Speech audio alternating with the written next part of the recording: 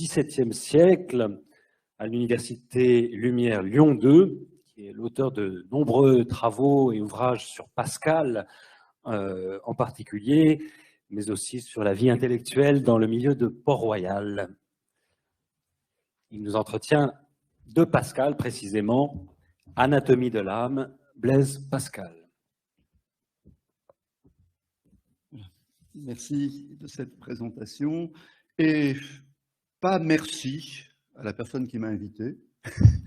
Je suis très content d'avoir été invité, mais j'ai accepté cette commande de façon un peu inconsidérée parce qu'a priori, il ne me semblait pas que l'âme était vraiment un thème spécifique de Pascal et je me suis laissé convaincre qu'il y avait un intérêt à aborder la question de l'âme à travers Pascal. Et c'est vrai, il y a un intérêt, mais c'est un intérêt un peu paradoxal et ça oblige d'aller à l'encontre du texte à plusieurs égards. Il n'y a pas dans l'œuvre de Pascal de discours sur l'âme thématisé, élaboré, ou alors c'est de façon tout à fait accessoire, par exemple dans la lettre de 1651 sur la mort de son père, dont je ne parlerai pas ici. Mais en même temps, il faut bien reconnaître que le terme d'âme appartient pleinement au vocabulaire de Pascal. C'est facile aujourd'hui de faire le décompte. 69 occurrences au singulier dans les pensées, 10 au pluriel. Dans une très grande diversité d'usages. Voilà.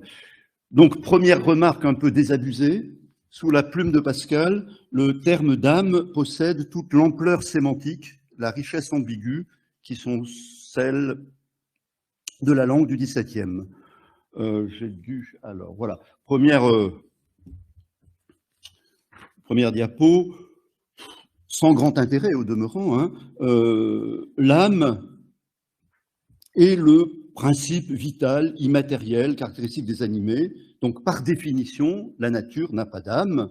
Là, je vous ai mis ce texte assez ancien de Pascal, parce que ça vous rappelle que c'est d'abord un physicien, quelqu'un qui a travaillé sur la possibilité du vide, et une des réponses qu'il donne pour faire de nouvelles expériences, j'ai peine à croire que la nature, qui n'est point animée ni sensible, soit susceptible d'horreur, puisque les passions présupposent une âme capable de les ressentir. Et j'incline bien plus, etc. Donc, absurde de parler de l'horreur du vide pour la nature, qui ne peut avoir horreur de quoi que ce soit. Voilà. Et bon, je vais très vite, parce que ça n'a pas beaucoup d'intérêt tout ça, sinon celui de vous dire que j'ai fait le travail, et que on trouve à peu près tous les sens dans les pensées qui sont spécifiés sur les dictionnaires de l'époque. Âme est souvent pris par Pascal pour désigner une personne, un homme, une âme héroïque, une âme innocente. Il parle dans une énumération de preuves de la sainteté, l'humilité d'une âme chrétienne. Bien que là, il ne s'agit pas de l'âme au sens qui nous réunit ici. C'est le siège souvent de la raison, des facultés intellectuelles, mais là encore, bon, je vous mets un texte, je cite toujours dans l'édition Sellier, livre de poche, dans un texte où Pascal semble s'installer dans un apparent dualisme cartésien, mais ça n'est même pas vrai, parce que quand il parle ici des passions de l'âme, c'est pas vraiment la chose qui l'intéresse. Je lis ce texte. Les sens abusent la raison par de fausses apparences, cette même piperie qu'ils apportent à l'âme, ils la reçoivent d'elle à leur tour, elle s'en revanche. Les passions de l'âme troublent les sens et leur font des impressions fausses, ils mentent et se trompent à l'envi. La formule n'a pas de véritable signification physiologique, comme ça serait le cas chez Descartes. Il n'est d'ailleurs jamais question pour Pascal de situer l'âme en quelque lieu que ce soit. Pas de glande pinéale chez Pascal. Bon, pour résumer en un mot, Pascal, en ce qui concerne l'âme, ne s'astreint à aucune rigueur terminologique. Il emploie le terme sans l'élaborer.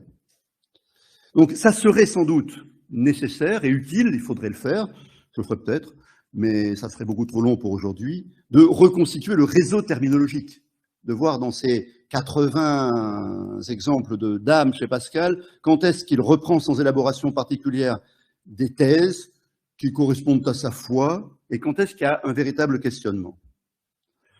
Bon, à certains moments, encore un exemple de ce que j'appellerais un dualisme tranquille, notre âme est jetée dans le corps, où elle trouve nombre, temps, dimension.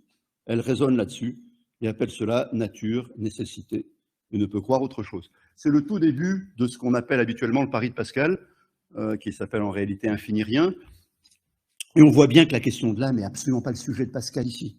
Le problème, il est dans les limites de notre connaissance.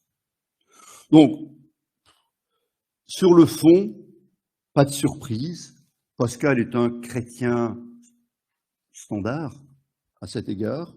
L'immatérialité de l'âme est un principe spiritualiste chrétien qu'il fait sien sans hésitation. Être chrétien, c'est croire en l'immatérialité de l'âme, il y a des textes, et en son immortalité, il y a des textes aussi.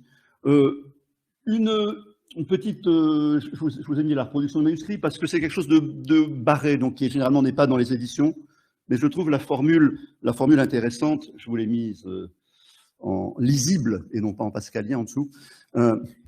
Il est aussi absurde qu'impie de nier que l'homme est composé de deux parties de différentes natures, d'âme et de corps. Je suis frappé par la manière expéditive d'évacuer la question. C'est absurde et impie. Donc, on ne va pas se lancer dans ce débat. Remarquez quand même que c'est un texte rayé, un texte que Pascal n'a pas conservé. C'est dans le grand fragment sur les deux infinis, disproportion de l'homme.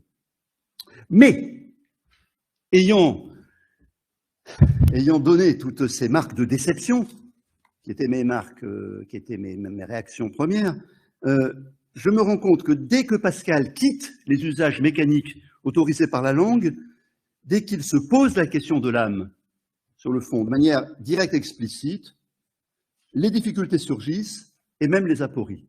Et l'on voit que cette espèce de tranquillité nonchalante de celui qui ne s'intéresse pas à la question va céder devant l'expression d'un malaise dont je vais vous donner quelques occurrences. Dans une lettre écrite à Madame de Sablé au sujet du médecin Mangeot, un livre avait été donné à lire à Pascal, et il dit, pour faire un compliment à ce médecin, il accorde en peu de mots l'immatérialité de l'âme avec le pouvoir qu'a la matière d'altérer ses fonctions et de causer le délire. Donc si on peut quand même savoir gré à ce médecin dans son ouvrage d'avoir réussi un accord difficile, c'est bien que Pascal voyait la difficulté de l'accord et qu'il ne se contentait pas de l'écarter. Alors, premier texte intéressant que je vous montre, c'est celui-là. Il n'y en a pas tant que ça, mais sur celui-là, il faut qu'on s'arrête. L'âme est en bonne place dans les antilogies de Pascal, dans les choses qui résistent à notre pensée. Je lis le texte. Incompréhensible que Dieu soit et incompréhensible qu'il ne soit pas. Que l'âme soit avec le corps, que nous n'ayons point d'âme. Que le monde soit créé, qu'il ne le soit pas, etc. Que le péché originel soit et qu'il ne soit pas. Donc vous voyez, double difficulté pour Pascal au sujet de l'âme, sa coexistence avec le corps, que l'âme soit avec le corps, et la possibilité même de son existence. Donc, et c'est ça finalement qui va peut-être rendre le cas de Pascal intéressant, c'est qu'il est beaucoup plus proche de nous que toutes les élaborations extrêmement subtiles dont on a eu des exemples ce matin, parce que lui se trouve devant un impensable qu'il reconnaît comme impensable. Donc, elle est à la fois inconciliable avec le corps, donc physiquement inconcevable. Là, il me semble que l'opposition avec Descartes est totale. Et elle est en même temps indispensable à une définition de l'homme. Inconcevable et indispensable. On ne peut pas faire avec, on ne peut pas faire sans. À un moment de façon très accessoire, Pascal écrit, c'est dans l'esprit géométrique, et c'est intéressant parce que ça n'est pas l'objet de sa phrase. C'est un développement sur la divisibilité de l'espace. Et il écrit la chose suivante, « Il n'y a point de géomètre qui ne croit l'espace divisible à l'infini. On ne peut non plus l'être sans ce principe qu'être homme sans âme. » C'est qu'un élément de comparaison. C'est ce qui rend la chose savoureuse. L'objet de la phrase, c'est que tout géomètre doit admettre la divisibilité infinie de l'espace, ce que le chevalier de Méret ne pouvait concevoir. Voilà. Donc, vous voyez, l'âme est pour Pascal une nécessité logique et anthropologique, rationnellement inconcevable. Il est frappant dans le texte que je vous ai mis sous les yeux que la question de l'âme soit mise en parallèle avec une autre question très chère, très importante pour Pascal, c'est celle du péché originel, qui a exactement le même statut de connaissance. Il en parle, alors là, de façon beaucoup plus ferme et construite. Je vous cite juste un passage. L'homme est plus inconcevable que ce mystère n'est inconcevable à l'homme. C'est donc de l'incompréhensible, sans quoi tout devient encore plus incompréhensible. Voilà. Souvent, Pascal s'inscrit dans la filiation de Montaigne. Je vais, grâce à l'exposé de Thierry Gontier, je peux sauter tout ce que j'avais vaguement prévu d'évoquer sur Montaigne, les moqueries à l'endroit des philosophes. Voilà. Et donc, à travers, comme presque toujours chez Pascal, à travers l'hypotexte de Montaigne. Mais on arrive à un véritable problème, qui est celui d'ailleurs sur lequel avait débouché ton exposé. Il y a besoin d'une espèce de facteur d'identité auquel le nom très étrange va être donné de suppôt chez Pascal. Étrange parce que ça n'appartient absolument pas au vocabulaire de Pascal, vous allez le voir. Donc, toutes les précédentes citations que je vous ai faites acceptent avec un certain sentiment d'évidence, plus ou moins marqué, la distinction de l'âme et du corps. Mais chez Pascal, en fait, cette distinction n'a pas cette partition n'a pas vraiment de sens, parce qu'aucune des deux instances, pour lui, ne correspond à une réalité bien claire, ni l'âme, ni le corps. En fait, chose intéressante, le corps n'est pas plus compréhensible que l'âme. Et penser l'un par rapport à l'autre, c'est penser de l'incompréhensible en se référant à un autre incompréhensible. Je vais très vite sur cette citation un petit peu longue, c'est dans 230, dans les deux infinis. Hein, l'âme étant mixte, elle ne peut rien penser qui ne soit pas mixte. C'est un texte très connu et pas essentiel. Je vous montre simplement l'aboutissement du texte qui est intéressant. C'est aussi un passage rayé, hein. Rayé parce que je crois que le vocabulaire déplaît à Pascal. Si nous sommes simples, matériels, nous ne pouvons rien du tout connaître. Si nous sommes composés d'esprit et de matière, nous ne pouvons connaître parfaitement les choses simples, puisque notre suppôt qui agit en cette connaissance est en partie spirituel.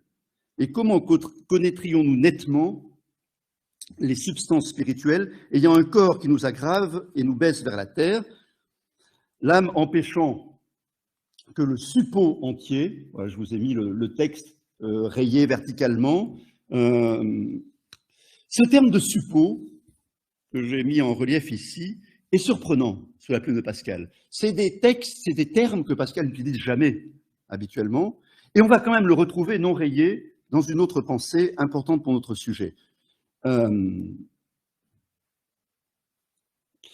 Donc, avant de vous la donner, je vous mets sous les yeux très vite ce texte, qui est un texte très complexe, essentiel, et qui à lui seul aurait mérité le sujet d'une communication.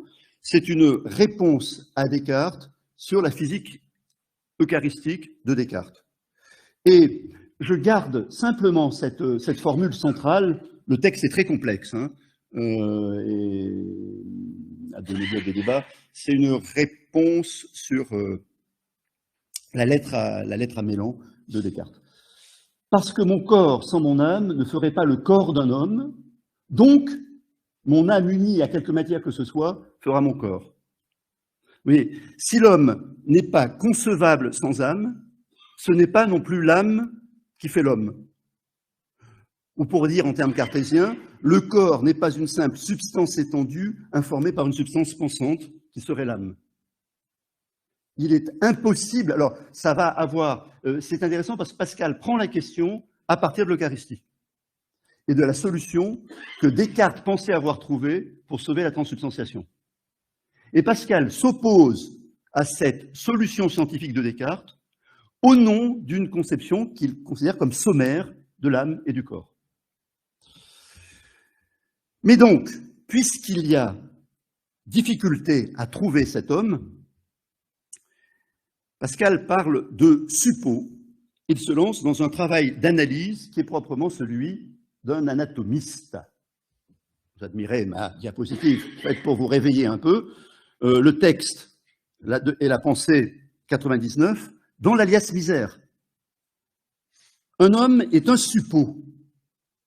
Mais si on l'anatomise, sera-ce la tête, le cœur, l'estomac, les veines, chaque portion de veine, le sang, chaque humeur du sang? Donc l'enquête est décevante. Jusqu'où pourra-t-on découper un homme pour arriver à la partie élémentaire? Donc l'homme va rester rien d'autre que ce suppos, c'est-à-dire ce dont on a besoin, mais auquel on n'arrive jamais. Une réalité indispensable, mais une réalité introuvable. Donc, au sens de l'école, le suppos, c'est le subjectum, pur support à des qualités, qui devrait donc résister à l'effacement de ces qualités. Et le texte essentiel, j'y arrive enfin, c'est celui que j'imagine vous aviez tous en tête, en tout cas je pense que c'est celui qu'avait Laurence Melleret en tête quand elle m'a demandé de parler de Pascal et de l'âme, c'est 567. Qu'est-ce que le moi? Alors là, Pascal déplace la question, et c'est là qu'il devient intéressant vraiment, d'un plan spéculatif, d'une interrogation sur qu'est-ce que l'homme, à la question combien plus existentielle de l'amour. Qui aime-t-on quand on m'aime? Ou comment peut-on m'aimer? Je vous lis le texte pour que vous le retrouviez tous dans votre mémoire. Qu'est-ce que le moi? Un homme qui se met à la fenêtre pour voir les passants, si je passe par là, puis-je dire qu'il s'est mis là pour me voir? Non, car il ne pense pas à moi en particulier. Mais celui qui aime quelqu'un à cause de sa beauté, l'aime-t-il? Non, car la petite vérole qui tuera la beauté sans tuer la personne fera qu'il ne l'aimera plus. Et si on m'aime pour mon jugement, pour ma mémoire, m'aime-t-on moi? Non, car je puis perdre ces qualités sans me perdre moi.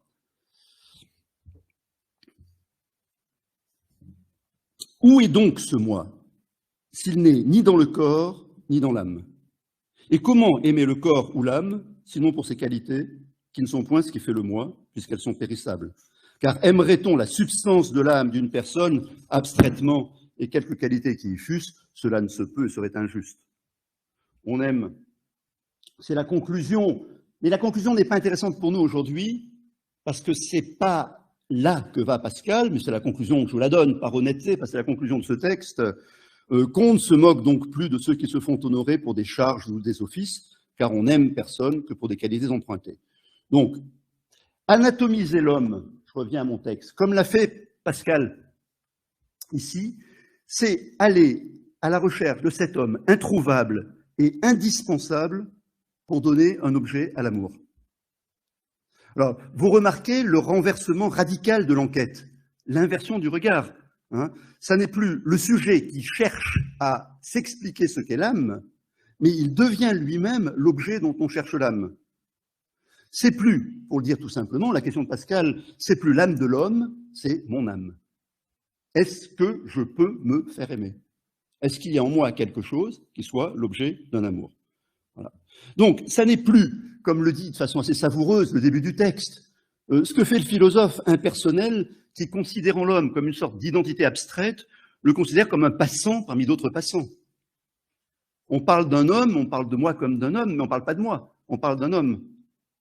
Je pense à La mort d'Ivan Ilitch de Tolstoï, où le juge en train de mourir se rappelle que l'homme est mortel, mais ce n'est pas de lui qu'on parle.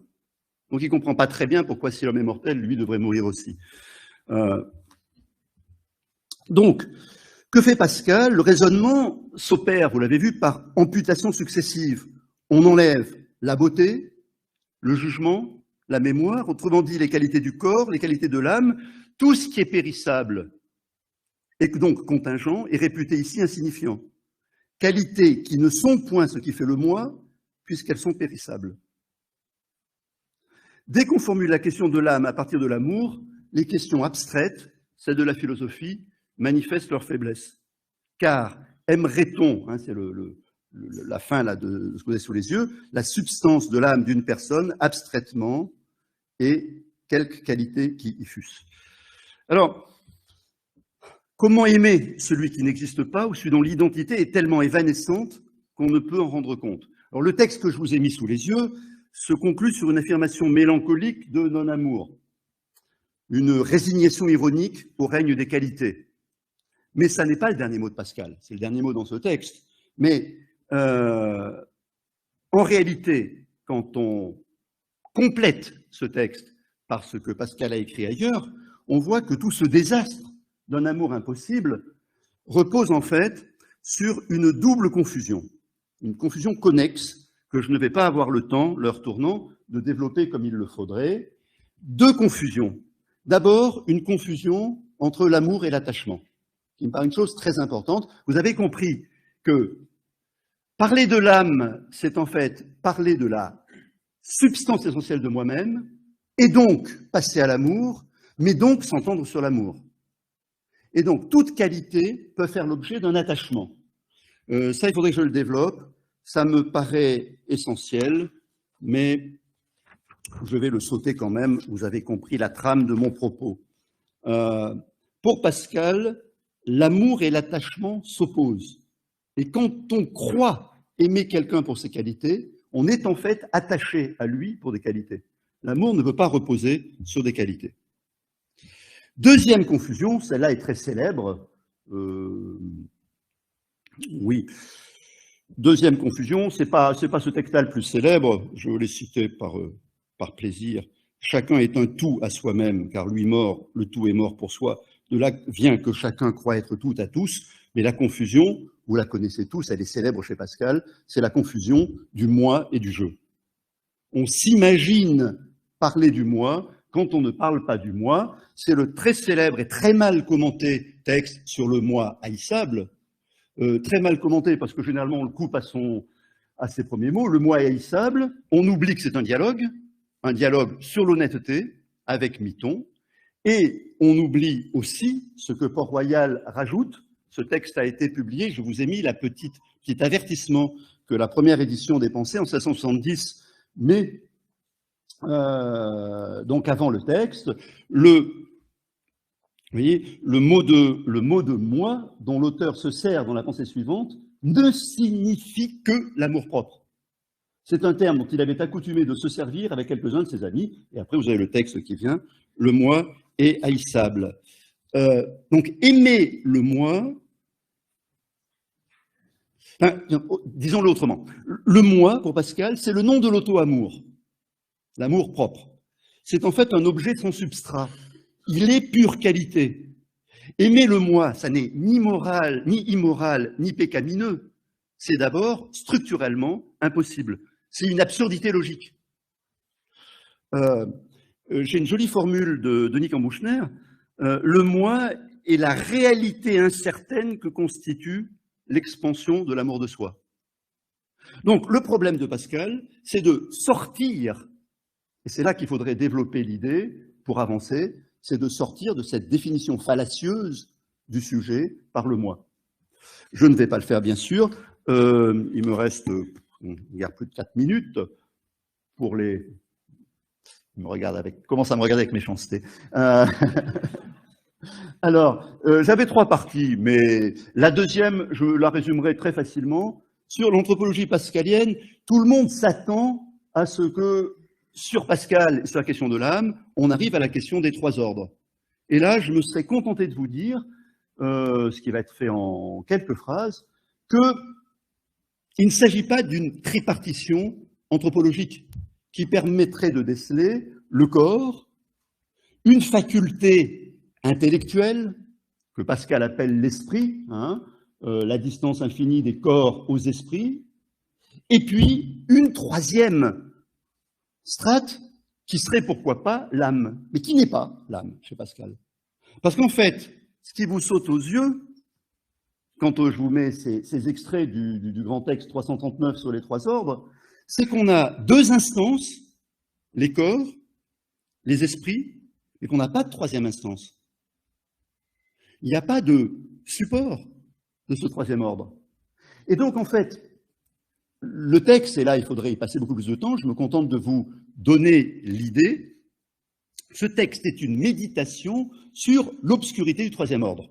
Le rapport entre les deux premiers ordres sert simplement à se représenter l'étrange obscurité de l'ordre le plus visible, cependant. Comment le plus éclatant, pour prendre le terme de Pascal, reste malgré tout l'invisible. Donc il est assez normal que le troisième ordre ne soit pas hypostasié, d'une certaine manière, ou ramené à une composante. Je saute ça, et j'arrive à mon troisième temps, qui est très simple. Ça tombe bien, puisque j'ai quasiment plus de temps. Il y a quand même un lieu où, précisément, le terme d'âme est qualifié et relié à une composante, et qui pourrait donc, d'une certaine manière, nous autoriser à parler d'une définition pascalienne de l'âme, malgré tout ce que je vous ai dit précédemment, c'est la notion de grandeur.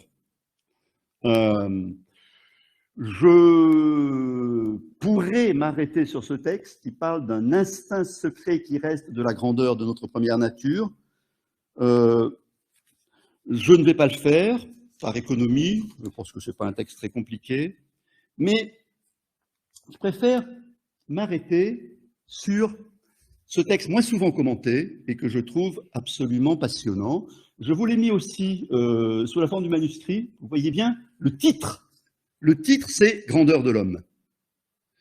Parmi les fautes que l'on fait dans la lecture de Pascal, il y a cette habitude qui s'est prise de voir en Pascal un grand représentant de la misère de l'homme sans Dieu notamment.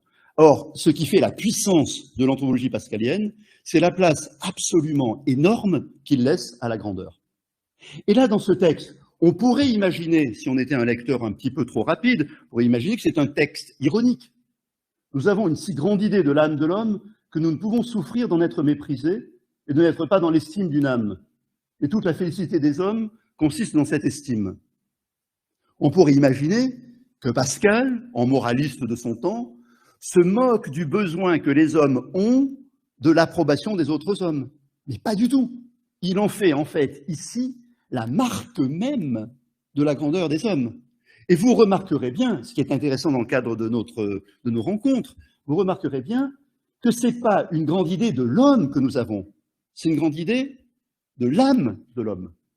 Et de même que nous souhaitons être dans l'estime, non pas d'un homme, mais d'une âme. Alors, le texte le plus important finalement, et le plus simple, pour aller dans ce sens, je laisse tomber, ça va dans le même sens, c'est pour corroborer ma diapositive précédente. Ce que vous voyez, bien sûr, que vous avez déjà vu reproduit, c'est le mémorial. Le mémorial, le texte que Pascal a écrit pendant la nuit du 23 novembre 1654, à la suite d'une expérience que les gens sont disputés pour qualifier, que certains ont voulu appeler mystique, d'autres ont refusé d'appeler mystique, ce n'est pas le sujet ici. Il y a une expression qu'on ne relève pas aussi souvent qu'il le faudrait, au plein cœur du texte, c'est « grandeur de l'âme humaine ». Ce que Pascal découvre dans la nuit du 23 novembre 1654, qui fait verser des joies, pleurs de joie, hein, et c'est pas seulement le Dieu d'Abraham, d'Isaac et de Jacob, non celui des philosophes et des savants. Vous connaissez tous la formule que vous devez plus ou moins déchiffrer au milieu de ma diapo. Mais c'est aussi la grandeur de l'âme humaine. Donc, l'âme se définit par sa grandeur, ou pour le dire autrement, et ça va me servir de conclusion peut-être un petit peu simple, c'est ce dont on a besoin pour donner support à la grandeur de l'homme. Alors, je laisse encore, et c'est ma conclusion que vous voyez se projeter devant vous. Je vous ai dit, Pascal, je n'enlève rien de ce que j'ai dit au début, Pascal n'entend pas philosopher sur l'homme. En fait, il n'entend philosopher sur rien. Hein. Donc, après Descartes, il ne propose pas de définition de l'âme, il ne propose pas de solution de son articulation avec le corps, ça reste pour lui un impensable. Hein. Donc, il raisonne sur l'âme dans une forme d'ignorance première et irrémédiable. Et c'est la question qu'il pose dans un grand texte, un très beau texte, c'est 1681, qu'on appelle souvent la lettre pour porter à chercher Dieu, et qui tourne en fait intégralement autour de la question de l'immortalité de l'âme. Et vous voyez que dès le début, Pascal s'installe dans l'acceptation de cette inévidence de l'âme, tout en excluant de penser l'homme sans elle. Se demander si cette opinion, l'opinion d'une âme subsistante, est de celle que le peuple reçoit par une simplicité crédule, ou de celle qui, quoique obscure d'elle-même, ont néanmoins un fondement très solide et inébranlable. C'est évidemment la deuxième position qui est celle de Pascal. De celles qui, quoique obscures d'elles-mêmes, ont un fondement très solide et inébranlable. Alors, ce fondement, trois principes sur lesquels je m'achève, trois principes pascaliens concernant l'âme. Le premier, il n'a rien d'original, c'est un principe de perpétuation. L'âme est en l'homme la part d'éternité, ce qui résiste à la mort. Bon, c'est ce que dit tout chrétien standard, rien qui nous surprenne. Pascal, cependant, en fait une question cruciale, et lui qui dit à certains moments qu'il n'entend absolument pas prouver l'immortalité de l'âme, fait tourner toute la lettre 681 sur cette question-là. Deuxième principe, celui d'individuation. L'âme s'oppose au moi, elle s'aperçoit confusément par un travail de soustraction et de manière, pourrait-on dire, toujours indirecte. Je reste un peu abstrait, mais c'est une question que j'ai eu plusieurs fois envie de poser, y compris ce matin. Comment peut-on aimer quelqu'un qui a perdu toutes ses qualités intellectuelles, soit à cause de la vieillesse, soit à cause de la maladie mentale? Qu'est-ce qui fait en lui un objet d'amour? Dès qu'on a une approche trop intellectuelle de l'âme ou trop qualitative, on se met au défi d'aimer le vieillard grabataire qui ne vous reconnaît même pas. Donc, il s'agit pour Pascal de trouver ce en quoi, en l'homme, puisse légitimement s'adresser l'amour. C'est le deuxième principe. Et le troisième principe, c'est celui de la grandeur. Ce quoi j'achevais, c'est la part en l'homme qui fait la grandeur. Quelle est cette part? Eh bien, la question est somme toute secondaire pour Pascal par rapport à la réalité de la grandeur elle-même. La grandeur étant là, on appellera âme ce qui fait que l'homme est grand. On n'en saura pas bien plus sur l'âme, au demeurant. Par contre, l'essentiel aura été dit.